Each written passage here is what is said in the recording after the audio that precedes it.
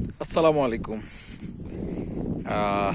আমি আবার আপনাদেরকে একটু ইনফরমেশন দিই। আমি এখন সিরাজগঞ্জের শহরক্কাবাদের নদীর থেকে একটা চরে আসলাম। এই যে দেখেন, এটা চর আর চর। এখানে এগুলা মূলত এটা হলো যমুনা নদীর মূল ভূখণ্ড ছিল এক সময়। তো এখন এটা এই যে ধরেন এরকম চর হয়ে গেছে। এখন বালু আর ভালু দেখেন, শুধু মরুভূমির মতো। যারা মরুভূমি দেখছেন তারা হয়তো বলতে পারেন, জাস্ট এই যে দেখেন, এই যে দেখেন মরুভূমি, জাস্ট একটা মরুভূমি এখন।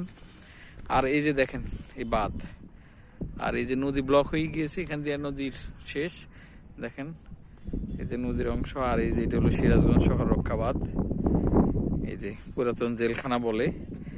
আর ওই যে দেখেন সামনে দেখা যাচ্ছে ওই যে যমুনা ব্রিজ দেখা যাচ্ছে। আমি দেখানোর চেষ্টা করি, দেখেন দেখা যায় কিনা।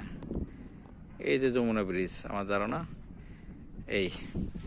তো যাই হোক, আমাদের বাংলাদেশ যে নদীমাতৃক দেশ, সেটা হয়তো এক সময় মানুষ ভুলে যাবে, এবং আমাদের সন্তানেরা, পরবর্তী প্রজন্মের লোকজন হয়তো জানতেই পারবে না এটা নদীর একটা অংশ। অলরেডি এটা নদী বলা যায় না, আমার কাছে মনে হয় এটা খালের মতো হয়ে গিয়েছে।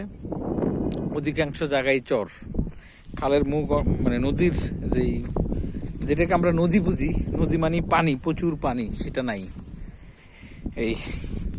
আর এটার মূলত এটার জন্য আমরা অনেকাংশে